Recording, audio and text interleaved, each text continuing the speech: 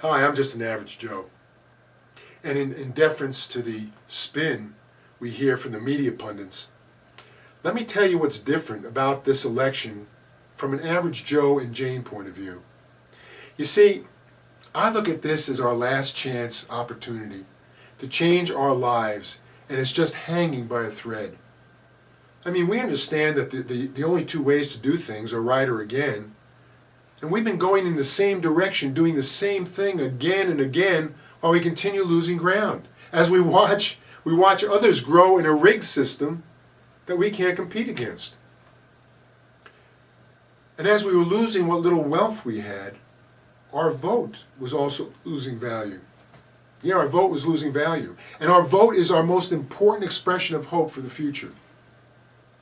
Because those traitors to us in our country, who are on both sides of every issue, continually try to convince us that their choice is our only choice to vote for, and had it rigged so that in every election our input would be diminished.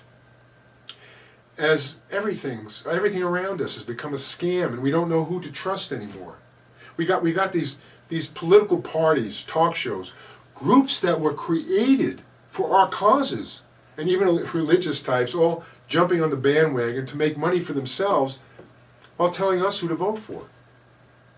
As we're further duped into voting for candidates spending the most for commercials on TV. Trust me, we'd be a lot better off just voting for the candidates spending less money and forgot the rest of the issues we care so much about, because they just lie about all that stuff to get elected anyway. They take our money and they take our votes and they make promises they'll never keep. And in the past, we didn't have time to figure out which side was telling the truth or lying until it hit us that they're all lying. Lying to protect their interests and create their wealth, and not getting one thing accomplished that would help us average Joes and Janes survive in the future. So we woke up to find all those issues that we were told separated us were there to focus on how we're different from each other, so we don't figure out how different we all are from where the government's taking us. But now finally we've stopped doing that same thing again, and figured out that by doing it right means understanding we can't get anywhere just fighting all the time over those issues that require us to take an oath of allegiance to defend. So we kind of all agreed to disagree on those issues of individual preference, to be able to unite against the powers who have all but taken control of our country by lessening the value of our vote. And if you're wondering how us uniting all of a sudden happened, it might have something to do with letting a sleeping dog lie and having a conversation with an average Joe. You see, as it turns out, I think we all woke up at the same time to recognize that the most important issue that we need to deal with involves the control of our lives. You can throw out the window all those other hot button issues that used to define our voting, because we now realize that those issues were used to gain our loyalty and control and had little meaning compared to what we had to give up to achieve their goals. That's why it's getting more and more difficult to define the allegiance to these media people. The allegiance of conservatives, moderates, liberals, evangelicals, Catholics, or measure us by our income, age, gender, or even ethnic background, since we're all in the same boat on the same issue of making our country ours again by taking control of our lives before considering any other issue. And we finally do that by valuing the importance of our vote and not letting all those groups get rich off of us and take our votes for granted. With candidates being forced to seek their support, which will require them to pay it back in the future. With maybe Sanders and Trump the only apparent exceptions. And that's because neither Trump nor Sanders are using money made available through that Citizens United ruling that allowed for all this corporate money to flow into campaigns that's taken away the value of our vote. And those running for office who say that corporations are entitled to the same free speech and liberties as us individuals are saying that for the money, to get the money.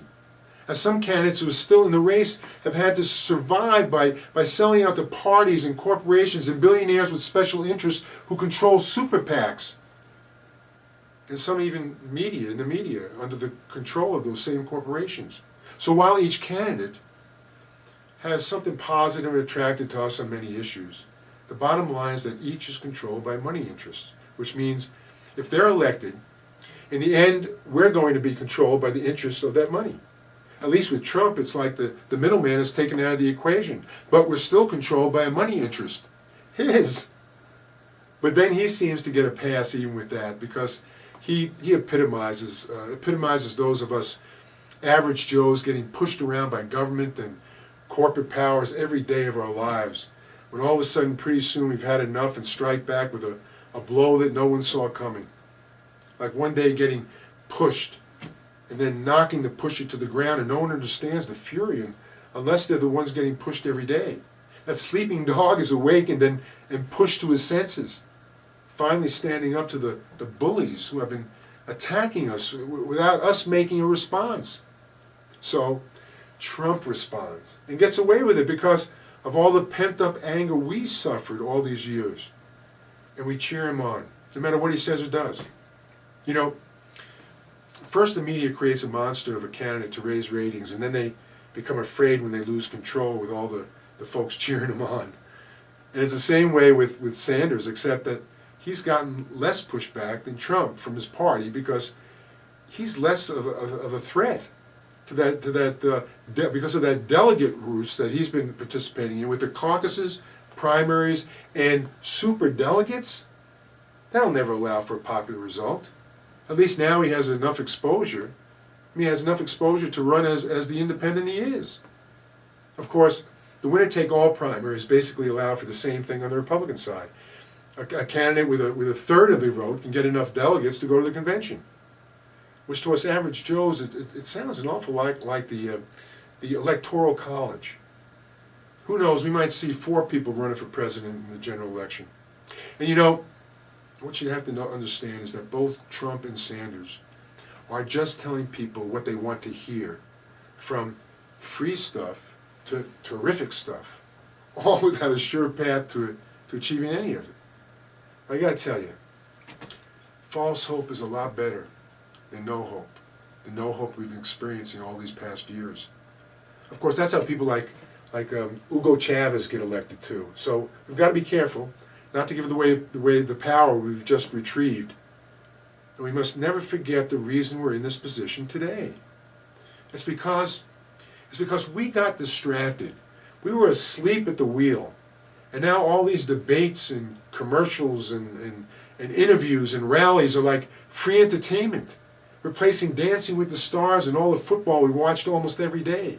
The debates, especially on the Republican side, are like a cross between a reality show and a soap opera, with massive audiences tuning in to watch this interaction with little care about any accuracy of the attacks. But you see, we love to be distracted and entertained, and Trump and Sanders, above all the rest, can draw a crowd because they're not afraid to tell it like it is, at least what it is to them and some of us, which presents them as being popular candidates whose popularity becomes contagious.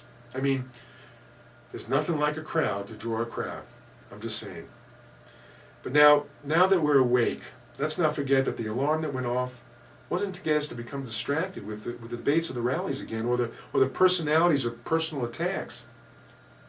It was to alert us that we had one more opportunity to do it right.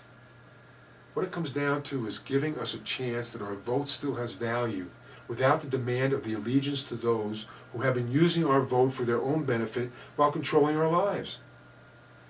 But if we can't get it right this time, it will be our last chance, because we won't be able to do it again. We're hanging by a thread because we don't have the money or power to fight back. All we have left is our vote, and the time between now and the election for everyone to have a conversation with an average Joe on Broadway. Don't forget, the revolution started at curtain call. See you there.